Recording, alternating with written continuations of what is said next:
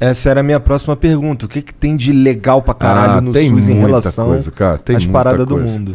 Tem muita coisa. Olha, nós somos o sistema que mais faz transplante de órgãos no mundo público. Todo transplante de órgão é SUS. Coração, pulmão, córnea, rim. Então nós estamos tudo ali dentro. Isso é uma malha aérea o dia inteiro voando, colocando isso na mão. Além da gente pegar o órgão, trazer, colocar, fazer, a gente dá todo o suporte de todas as medicações e, acredite, bem, de custo super elevado. O sistema de vacinação do SUS é considerado no mundo inteiro um parâmetro de excelência. Nós somos bons para vacinar. É que agora não compraram a vacina. É foda, né? Ah, meu amigo, você pode ter uma Ferrari. Se você não botar gasolina, você vai ficar olhando pra ela. Falar, cara, sabe esse cara aqui? Bonito, hein? Lindo, anda a 280. Só que vamos dar uma volta, pô, só tem 5 pra botar 1 litro, só vai entrar na garagem. Aí não dá. Sim. Mas é um... Ou 5 não dá botar 1 litro, não. Tem que ser 6. 800 ml, então. Chorinho. Mas enfim... o SUS é bom. Nós Vacina, temos transplante, tabagismo, cigarro. E essa parada aqui. Essa parada aí. Nós começamos com 41% da população fumava quando o SUS começou a fazer a política antitabagista. Nós estamos com 9% da população tabagista e quando a gente baixar de 5%, a gente vai ser o primeiro país tabaco-free do mundo e o SUS é quem está levando o Brasil nessa direção. É uma constelação de políticas. Isso reduziu o câncer de pulmão. Isso é um exemplo de medida preventiva feita pelo SUS com alcance de grande par. Dá para medir que as pessoas de fato estão parando de fumar pelas doenças que não estão aparecendo? Sim. É o indicador. Você fala, cara, se a gente fizer isso daqui, se o cara está dizendo, se não, isso vai diminuir tanto, você aposta e vai medindo. É um gráfico. Tá. Você fala, opa, tô melhor aqui porque... É um conjunto de coisas. Isso é legal que você está falando, porque eu já ouvi de algum outro político aí falando que do lance do cigarro que está diminuindo e tal, e a gente sempre levanta, mas e o contrabando? Mas o contrabandeado, ele também causa câncer. Também causa. E se a gente tem o câncer diminuindo, então de fato está funcionando. Está funcionando, mas isso é um fenômeno global também. Fumava-se muito mais antigamente do que fumam hoje. Sim. Só que aqui você teve... Mas era, na minha adolescência, na minha juventude, você ia em, por exemplo, baile, festa. Hoje ninguém mais vai em baile, né? Eu ia em baile. Tem o baile funk, né? Eu ia em baile de debutante, aquela coisa. Amostra grátis. Mesmo? Vinha 4 cigarros numa caixinha era propaganda da indústria. Então você estava ali na fila para entrar. Passava normalmente uma menina, uma pessoa, mostra grátis para todo mundo. Essa é a melhor propaganda. Você entrava lá dentro, o cara falava, e tá o fósforo junto, tá? Assim mesmo, você pegar um menino de 14, 15 anos com uma amostra grátis, querendo impressionar, todo mundo fumava. Fudeu, né? Propagandas maravilhosas na televisão, propaganda de 2 minutos, filme, Marlboro. Até criança em propaganda fumando, né? Criança em propaganda, todos os filmes, todas as novelas, das 6, das 7, das 8, o galão, todo mundo fumava, esportista fumava, todo mundo fumava. Era um lifestyle. E aí começou um movimento mundial para diminuir, para baixar a pilha daquilo ali. O Emerson Fittipaldi, campeão do mundo. McLaren, Marlboro lá. Mas eu acho esse número de 9%, não sei, eu tenho a sensação que é mais que 9% do que fuma. É porque você está num nicho. Que muita gente fuma, né? Pode ser. Que muita gente fuma e faixa etária, né?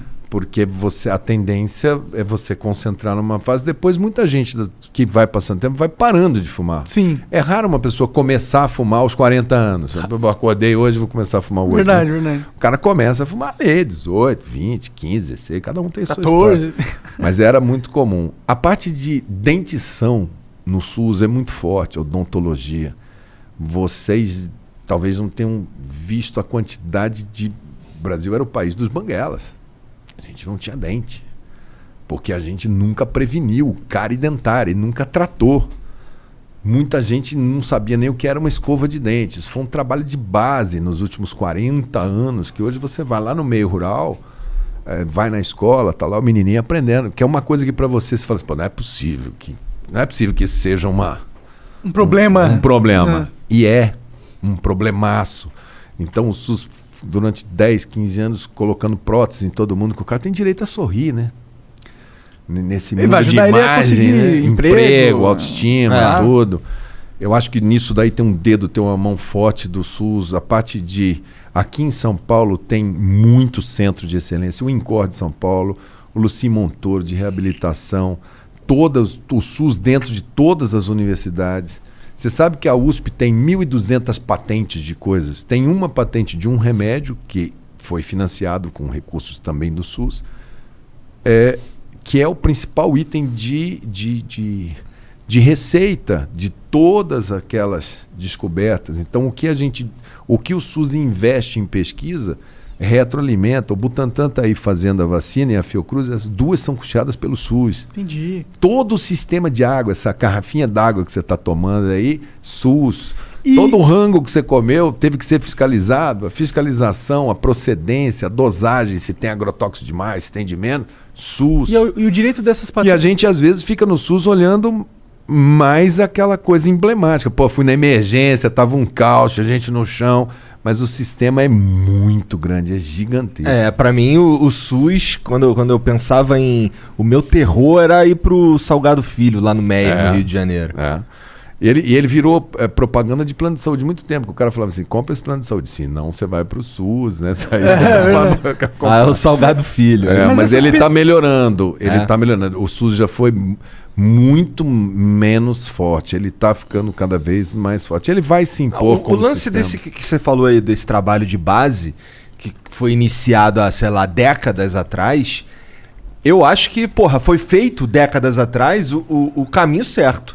Que era começar um bagulho de base, que não dá voto, não dá, silencioso. Mas ele vai criar uma sociedade mais forte. É o que eu sinto falta na educação. Eu também. Sabe? Acho que a educação, de todas as nossas políticas, da quantidade de recursos que a gente coloca, é a que mais tinha que devolver mais, porque é onde a gente vai quitar essa dívida social absurda que nós herdamos aí, né? Desse tempo todo. Principalmente via educação. Ela é uma avenida de saída desses programas de pobreza. Ela é a principal avenida de saída. O único jeito do cara ganhar dinheiro é ele ser educado. Ele ser educado, né? Quando você vê que o cara nasceu no Bolsa Família, viveu no Bolsa Família, casou, botou a família dele, você está perpetuando porque você não criou um caminho, um canal. Dentro da educação, você tem as correlatas, pega esporte. Quanta gente no mundo sai através do esporte? O Brasil não tem uma política agressiva de esporte que anda junto com a educação. Nossos campeões olímpicos aí estão tendo que fazer... Vaquinha. Não só vaquinha, ou vendendo pizza, tá ligado? Tô vendo. E nós fizemos uma Olimpíada, né? Era pra ter um legado. A chance de um menino de Cuiabá, de qualquer cidade aí do Brasil, de São Luís, de disputar a Olimpíada de 2030, ele sendo bom hoje em algum esporte, é quase zero, porque... Não vai. Uma dúvida que eu tenho dessa questão das vacinas, da vacina não, mas dos remédios que a Fiocruz junto com o Butantan produz. É o governo é o SUS que financia, certo? E então essas patentes elas são de direito público, ou seja, a gente é dono? A gente lucra com isso? O Brasil lucra com isso? O Brasil tem algumas coisas que ele lucra e tem coisas que o Brasil fez e colocou à disposição da humanidade. Legal. Que não tem... Mas seria legal a gente poder lucrar, patente, pros gringos, tá ligado? Vender pra ele umas patentes. Você pega, por exemplo, vacina de febre amarela, que é uma doença de país pobre, né? De bioma, né? De mosquito, na Amazônia, tropical. Não é doença de país de hemisfério norte, que tem gelo. O mosquito lá congela. Sim. Então, a Fiocruz é a única produtora da vacina. E a gente coloca um preço super baixo para poder vacinar a África, vacinar a América Central, porque são países pobres. Sim, não tem condição. Agora, há necessidade do Brasil se antenar numa coisa. Que nós apanhamos, agora todo mundo apanhou. O mundo inteiro começou a comprar tudo da China, né? Mais barato. O chinês, ele coloca aqui em São Paulo, se ele põe uma máscara, essa máscarazinha que a gente está usando descartável, ele põe por 6 centavos a máscara bem aqui em São Paulo. Se eu vocês falam, cara, vamos abrir uma fábrica de máscara, bom negócio, né? O Brasil está comprando da China, pô, vamos fazer aqui. A nossa máscara a gente vai colocar 12 centavos. Vai ser o dobro do preço da chinesa, que vai ser feita lá e vende navio, sei lá como é que vem para chegar aqui. E esse é o nosso mínimo. O que acontece? O mundo inteiro foi comprar na China. Quando deu o início dessa pandemia, o que a China fez? Opa, vou fechar a exportação, porque agora eu estou precisando para mim. Cara, acabou máscara no mundo. Nós chegamos perigosamente aqui a ficar com 0 de máscara. Aí você fala assim, rapaz, não é só máscara, é a máscara, é a luva que o médico usa, aquele shield, o gorro. Tudo eles fazem. E eu, na época, eu estava no ministério e o pessoal continua tendo apendicite, continua nascendo criança. e cadê a máscara? Aí você fala, usa de pano. Não tem mais lavanderia hospitalar. Então, o mundo agora está discutindo o seguinte, não dá para todo mundo colocar as fichas só lá.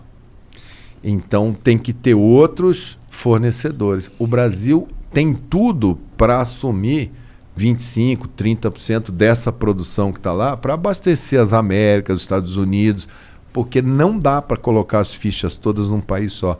Do mesmo jeito que foi esse vírus, pode amanhã ou depois ser um outro problema que se você não conseguir tirar de lá, você é dominado. Agulha, seringa, bobagem. Esse cabinho aqui, ó. Sim. É verdade. O que você está falando é que estrategicamente o país ele não pode depender de certos insumos para os outros. Algumas coisas você vai falar assim, cara, até uma questão de soberania, peraí. Então a gente não pode ficar nessa dependência tecnológica que a gente está em saúde. A gente gasta, manda dinheiro para pagar para os gringos, algo em torno de 38 bilhões de dólares em saúde. Só saúde, os comprimidinhos. É igual você pegar a produção de soja, que o Brasil fala, pô, nós somos uma potência, o agro. Então você pega todo soja de Mato Grosso do Sul, metade do Paraná, queima isso tudo para trazer ressonância, tomografia, comprimido. Coisa que podia estar sendo fabricada aqui. A gente não estudou a tecnologia. A gente não se apropriou disso. E tem um campo enorme. Pessoal que está em universidade, pessoal que está estudando, pessoal de biomédicas e tal, precisa ter agora a política que fala assim, cara, vamos, investidores, venham, existe uma decisão da gente ter nosso PAC. Aqueles respiradores, a gente não podia abrir. A gente não podia abrir leito de CTI porque não tinha respirador. Não tinha. Você tinha que pedir para a China. Mas depois passou a ser um problema de pessoal também, não passou? Pessoal, claro. Porque aí é uma coisa circunstancial. Não tem país no mundo que está preparado para falar assim, tinha 10 mil médicos intensivistas de CTI, agora deu uma doença aí, precisa de 100 mil just in time. Todo mundo improvisou, mesmo os sistemas mais organizados, colocou médicos com menos experiência para ser tutorados por outros, porque usar todo mundo ao mesmo tempo, ninguém se prepara para uma situação de exceção da exceção, né? Isso daí acontece, um vírus com essa característica desse daí, de 100 em 100 anos. Então, mas a humanidade vai ter que ficar mais esperta, porque foi pega de calça curta meio geral, né, cara? Foi uma correria, uma briga. Era país tomando máscara do outro, desviando avião. Tô ligado. O avião tá pra decolar, o cara chega ali e negocia pra mudar a rota do troço. Se bobear, muda o avião. Agora calcula se eu ia estar dentro de um avião desse. Probabilidade zero. Já pensou, tu tá lá, tu olha pra fora, tem um cara de paletó conversando com... Falando o negócio seguinte, nós vamos deixar umas máscaras na Birmânia ali antes de ir pra... quero ver me embarcar numa dessa. Nem ferrando.